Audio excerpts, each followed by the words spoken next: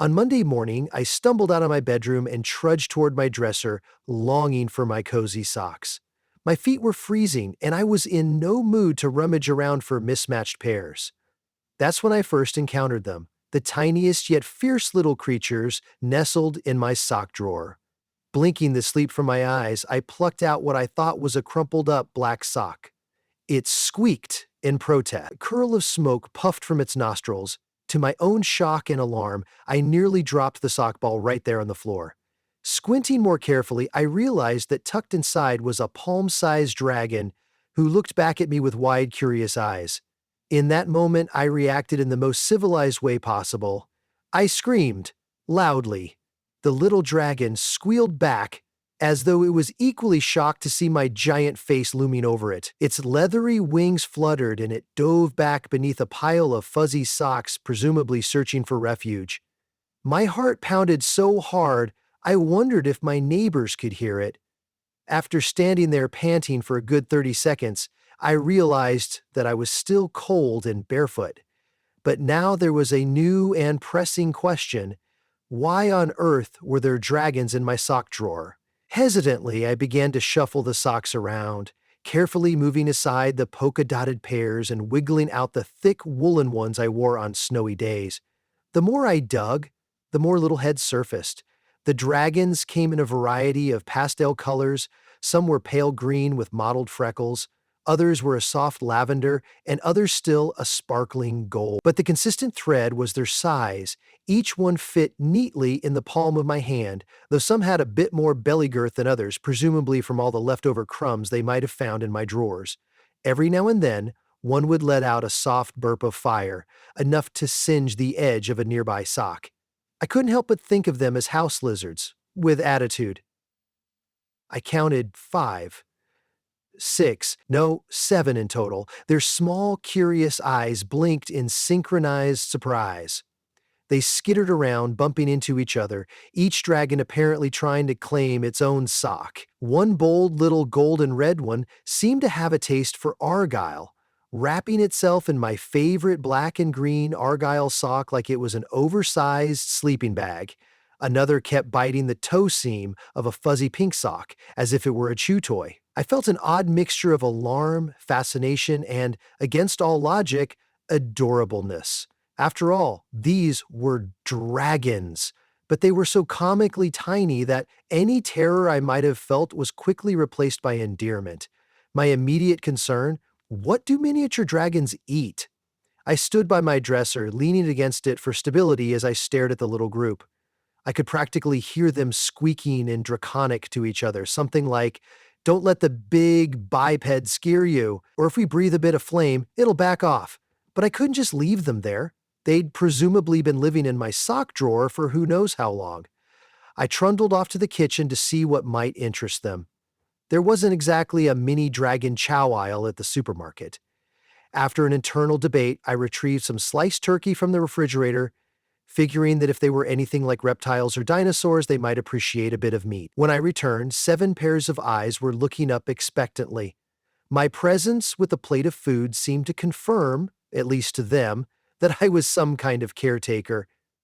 Putting down the plate, I watched them gather around the turkey slices, nibbling with surprisingly dainty bites. It was comedic to watch, sort of like seeing a group of baby chicks swarm over a handful of feed, except these chicks occasionally let out a puff of smoke or a sputter of flame if they got too close to each other's share. Satisfied that they liked turkey, I tried to figure out what to do next. My sock drawer was clearly their nest, but I couldn't keep letting them burn holes in my socks at every turn. I reached into the dresser for a seldom-used pair that featured neon cats and space helmet socks that I wouldn't mourn if they got scorched, and tossed them onto the floor. Instantly, a pair of small dragons leapt after them with the fervor of cats chasing yarn. They wrestled over who got to snuggle inside, one tugging while the other used its teeny claws to hold the ribbing in place.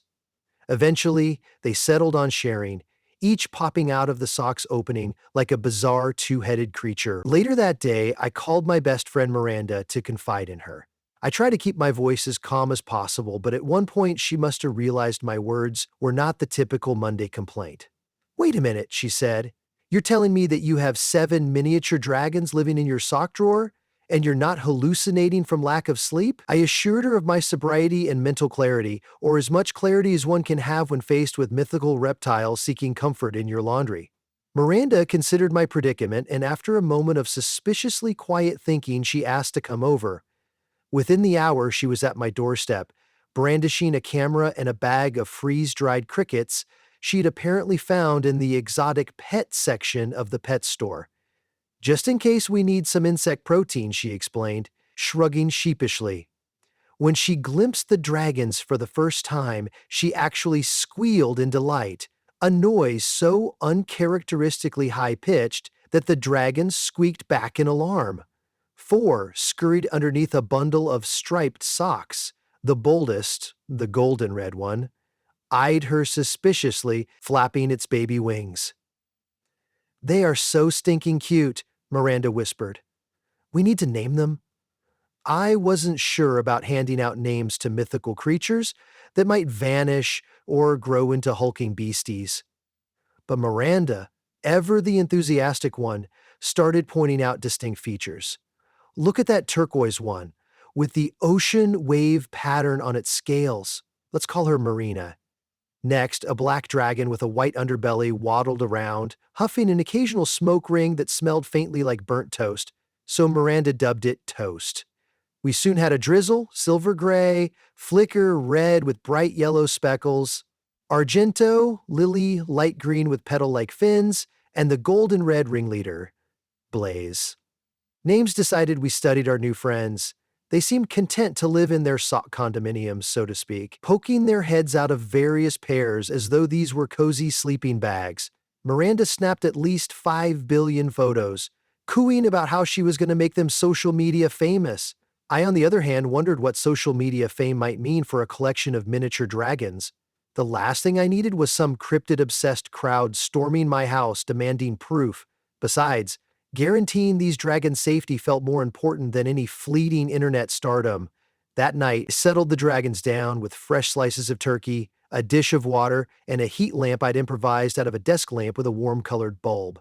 I placed it on the dresser so it shone over the sock drawer. One by one, the dragons suffered me to gently scratch behind their minuscule horns or pat their coin-sized scales. As I watched them drift off to sleep, some with their heads poking out of the sock openings, I couldn't help but grin. My sock habit had just drastically changed, though I'd either have to share them or find a new dresser arrangement. Morning arrived with a startled shriek. I awoke to the smell of charred cotton. In my haste, I'd completely forgotten this breed of mini dragon was prone to random spurts of flame. They must have gotten excited when the sun rose because at least one pair of socks was now reduced to cinders. A tiny swirl of ashes drifted over the drawer. The dragons looked guiltily at me, or so I imagined, with their shiny eyes wide, as if to say, "We didn't mean to, we just got a little toasty." Unable to be mad, I rummaged through my socks, pulled out an old pair that had holes in the toes anyway, and offered it up as burnable material. That seemed to placate them. Drizzle playfully ignited a corner, swirling around the rising smoke with fascination. Flicker joined in, and soon I had to wave them off so they wouldn't accidentally burn the entire drawer. Evidently, they needed a safer environment to stretch their wings, and flames. I decided to let them roam my bedroom a bit, so long as I supervised. They tottered after me, their little claws tap-tap-tapping on the hardwood floor. I discovered they could cling to fabric surfaces, because Toast scaled my curtains and perched at the top, letting off a series of proud chirps. My cat, Quiche, don't judge, I had a breakfast food theme going with my pets, strolled in, sniffed a couple times, then turned tail and fled as soon as Blaze hissed a tiny flame in her direction. She wanted no part in the madness, apparently. Only once Quiche had bolted did Toast do a triumphant strut down the curtain, weaving in and out of the folds like a swashbuckler. A new problem arose later that day: bathroom breaks. If I was going to keep a horde of tiny dragons around, I needed to consider their waste. Predictably, I discovered small pellets of, well, dragon droppings in my socks. That was a line too far, so I rummaged in my recycling bin for a small cardboard box, lined it with shredded newspaper, and placed it in a hidden corner of my bedroom. Then, with a bit of coaxing, I taught the dragons to do their business there. It wasn't exactly an overnight success. There were several accidents on the carpet, but eventually they seemed to figure out that the box was more comfortable than messing up their own sock sleeping bags. If you've ever tried to litter train a hamster, you can imagine a fraction of what I went through. Now, multiply that by 7 tiny, curious, flame breathing animals. Yeah, it seems comedic from an outside perspective. I, on the other hand, was in constant fire prevention mode, armed with a spray bottle of water and a miniature dustpan.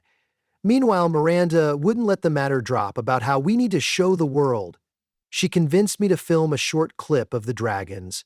I was cautious, but I let her record them flitting around the sock drawer, squeaking in their high-pitched voices. She uploaded it on her private account, stepping carefully to ensure no mention of my actual address or last name was made. Within hours, the video went viral, thousands of views, hundreds of comments, people raving that the mini dragons had to be CGI. Some argued they were brilliant digital illusions, others insisted they might be advanced robotic toys. Of course, a subset of watchers believed wholeheartedly in the sock. Spinning theories about government conspiracies and ancient magic awakened. Miranda couldn't stop giggling about the conspiracy crowd. I, however, started worrying about the possibility of strangers showing up at my house, frantically searching for proof that illusions weren't illusions. My concerns weren't unfounded. One afternoon, I came home from work to find a small group of curious onlookers outside the building. They squinted up at the windows, seeming to argue with each other about which apartment might house the rumored dragons. Panic jolted through me, and I took a circuitous route to my back entrance, knocking twice before slinking upstairs. I closed the door behind me and found the 7 tiny dragons perched around the living room, toasting each other's tails with little puffs of flame. I hustled them into the bedroom, drew the curtains, and decided to take immediate action. The dragons, for their own safety, needed anonymity. We certainly couldn't stay viral. Over the next few days, I pleaded with Miranda to remove the video. She procrastinated, pointing out the overwhelming positivity in the comments. "People are having fun," she said, arms outstretched. "They think we're creative geniuses." She paused, reading the expression on my face. And yeah, occasionally they also use phrases like witchcraft or dissect them for science, but, that's just internet talk. Eventually, I wore her down. She made the video private, but the damage was done. The rumor mill had churned out all sorts of improbable stories about miniature dragons. Some believed it was an elaborate cross-promotion for a film. Others speculated that we had genetically engineered the creatures in a top-secret lab. The few who took it seriously posted breathless accounts of sightings, though none could provide proof. Luckily, no one knew my name, which made me breathe a small sigh of relief. The dragons, oblivious to the commotion, continued living their best lives in my sock drawer. By midweek, they'd started developing distinct personalities. Lily, the pale green one, loved curling up in the warm lamp spot, soaking in the light. Drizzle was more mischievous, frequently hiding behind my books and popping out unexpectedly to spit a smoke ring in my face. Flicker kept burning the tips of my shoelaces, almost as if she was practicing some new flame technique. And Blaze, the biggest, which wasn't saying a whole lot, but still, strutted around with a proud tilt of the chin, seemingly the self-appointed alpha. On Saturday, as I was sorting through bills at the kitchen table, I realized with dismay I was nearly out of turkey slices. I made a shopping list: turkey, freeze-dried crickets, more newspapers for the litter box, and new socks because too many had been either scorched or soiled. Gathering up the little ones, I gently placed them in a cat carrier. Yes, I used Quisha's spare carrier, figuring it was my best bet at a safe transport. The dragon stared at me through the metal gate, squeaking and flapping. I placed a small sock and a little cardboard ramp inside so they could perch comfortably. Then I braced myself and left the apartment by the back exit to avoid any onlookers. Thankfully, the coast was clear. At the pet store, I explained to the somewhat baffled employee that I needed reptile supplies for some unusual lizards I was fostering. She eyed the cat carrier, glimpsing scaly wings, and gave me a look that was part astonishment, part confusion. "Ah, that's an interesting breed," she managed, scanning the beep of the freeze-dried crickets. "Very rare." I nodded, hoping I wouldn't have to produce any paperwork. She seemed content to let me pass without further interrogation, perhaps deciding that it was best not to know. Returning home, I realized something else. The dragons might need a larger living space eventually. The sock drawer idea had been cute at first, but as they were becoming slightly more active, hopping around, occasionally flapping short distances, the drawer was turning into cramped territory. I toyed with the idea of letting them roam free in the apartment, but then I pictured the wallpaper peeling from errant flames, the furniture sporting scorch marks, and Quiche deciding she had competition to chase. Not a good plan. Maybe I could set up a large terrarium in my living room. I pictured a big structure with branches for climbing, heat lamps, a small water fountain to keep them hydrated and entertained. I'd line the bottom with fresh socks, of course, so they could still burrow in their beloved sleeping bags. That seemed like the best compromise. Sunday morning, as I was about to head out and collect materials for the terrarium, I discovered a new surprise. Drizzle and Flicker were perched on my windowsill. Apparently, someone had left the bedroom door open, trying to catch a bit of early sunshine. I watched them from behind, charmed by their silhouettes, when I noticed something else. Drizzle began flapping her wings, more vigorously than ever before. She lifted off the windowsill by an inch or two, hovered, then landed again.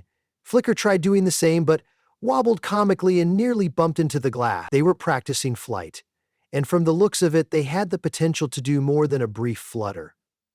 Mind racing, I began to wonder if they'd eventually want to leave my sock drawer entirely. These were dragons, after all, a species that probably adores the skies. But then I glanced over at the rest of the group. They were tumbling over each other on my bed, chasing a stray thread from my duvet cover. They didn't seem eager to depart yet, but I couldn't deny the twinge in my chest. These dragons, for all their sock-based cuteness, might have bigger destinies. Still, I focused on the present tasks. I made a quick run to the hardware store, loaded up on plexiglass panels, breathable mesh, plus an array of reptile items from the pet shop next door.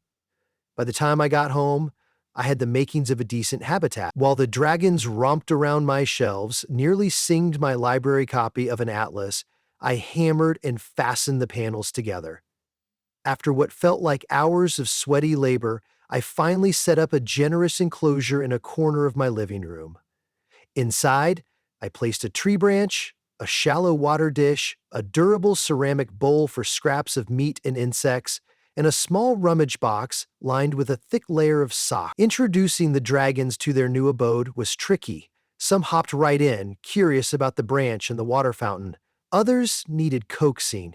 Lily insisted on staying in the sock drawer for another hour or so. Eventually, even she waddled out, drawn by the lure of a brand new sock hamper. Once I lowered the screen top in place, they gathered around to explore every inch. Their chirps of excitement filled the living room with a sound like squeaky door hinges, but cuter. Days went by in a surprisingly peaceful routine. I'd feed the dragons, let them roam for an hour or two, always with me standing by, fire extinguisher at arm's reach, then guide them back into their enclosure. Quiche tolerated them, provided they didn't approach too close. My biggest worry was that they'd attempt to fly away if I left the window open, so I mostly kept the windows shut or only opened them a crack for ventilation. It was a single event that changed everything. One evening, I returned from work to find the living room oddly quiet. Usually, the dragons came to the front of the enclosure, squeaking for attention, especially if they were hungry. But the enclosure was empty except for a few scattered socks. Panic welled in my chest. Had I left the screen unlatched? My worst fear was that they'd escaped out the window or somehow left the apartment entirely. I began the frantic search, calling each by name. Blaze, Lily, Toast, where are you? A little scuffle came from the bedroom, and I sprinted in that direction. There, I found them in my sock drawer again. But not just for comfort. Curling around each other, they were huddled protectively around 6 round, leathery eggs. Each egg was about the size of a ping-pong ball, though with a faint shimmer. I stood stock still, my breath caught in my throat, as the dragons gazed up at me. Drizzle and Flicker were carefully nudging the eggs closer together as if to keep them all warm. Lily peeped in a worried tone, scanning my face to see if this development was acceptable. I dropped to my knees, touched by the little nest scene, so that was why they'd been rummaging around my socks all day, not merely to destroy them, but to build a comfortable hatching spot. Carefully, I placed a hand near the eggs, not on them, for fear of altering the temperature. The dragons parted enough to let me see. Each egg had a slightly different hue, reminiscent of the parent. This was no longer just a random caretaker situation. I was about to experience a full-blown family expansion. I spent the next few days learning everything I could about potential dragon egg care, which wasn't exactly a subject you could just Google with reliable results. I improvised based on reptile breeding guidelines, ensuring a stable temperature around them. I gave the adults ample nutrients, introduced a small heat lamp overhead, and turned down the dryness in the apartment by running a humidifier. Miranda came over and nearly jumped out of her skin with excitement. "We're gonna have a whole brood of sock drawer baby dragons. Tiny, squirmy, adorable dragons," she said, her eyes sparkling as she tried to imagine the scene. One Sunday morning, I woke up to squeaks coming from the bedroom, an entirely different pitch than the adult squeaks. Sure enough, cracks were forming on one of the eggs. I watched, heart hammering, as a tiny nose poked through. Then a scaly head emerged, blinking in the daylight. The mother dragon squeaked in encouragement, gathering around as the baby wriggled free. Its color was a swirl of turquoise and silver, an almost iridescent effect that took my breath away. Within the hour, the rest of the eggs began to hatch. Each new hatchling was about half the size of the adult minis, no bigger than a large bumblebee with wings still too small to fly. They made a chorus of high-pitched chirps, as though greeting the world for the first time. My sock drawer, once just a mundane spot for rolled-up cotton foot coverings, had become a full nest for newly hatched dragons. My socks would never be the same. The parents, puffed up with pride, nuzzling the hatchlings, warming them with gentle plumes of smoke that smelled faintly of toasted marshmallows. I wept a little, if I'm honest, overwhelmed by just how tender a scene it was. Amnesty for all my scorched socks. Who could stay mad at them? This new stage of sock drabbler society meant double the tasks. I had to feed not only the adult dragons, but also the ravenous hatchlings, who had endless appetites for mashed bits of turkey and finely crushed insects. Miranda teased me that I could open a baby dragon daycare if things got out of hand. Even Quiche, after a few weeks, softened a bit, tolerating the baby dragons as long as they didn't breathe fire too close to her bowl. Meanwhile, a few persistent internet rumor mongers continued spinning stories about the sock drawer phenomenon, but no one ever confirmed where or who housed these rumored hatchlings. And so it continued, day by day, my days filled with chirps, squeaks, and the occasional flame mishap. My nights spent rearranging socks. Whenever the little ones were tired, the parents tucked them into the warm folds of cotton. Sometimes I'd wake to find a pair of my socks missing, only to discover them bunched up in the drawer, forming a protective ring around snoozing hatchlings. My earlier life of calm, sock-based routine was gone, replaced by something far more exhilarating, if also more chaotic. Eventually, one day will surely come when the hatchlings grow enough to test their wings outside. Perhaps they'll want to fill the skies with miniature roars and swirling smoke. But for now, we've arrived at a truce. The sock drawer belongs to them, and in return, they bring an unending sense of wonder and delight into my home. My socks? They might have more holes than a slice of Swiss cheese, but a sacrifice of some well-worn cotton is a small price to pay for the joy of a magical, flame-warmed, sock-lined household. And on those particularly cold mornings, I only have to open the drawer, feel the radiant heat from all those content little dragons, and slip my feet into a toasty pair they've already warmed for me. If they haven't turned it to ashes first. It's a peculiar arrangement, but we've made it work, one sock at a time.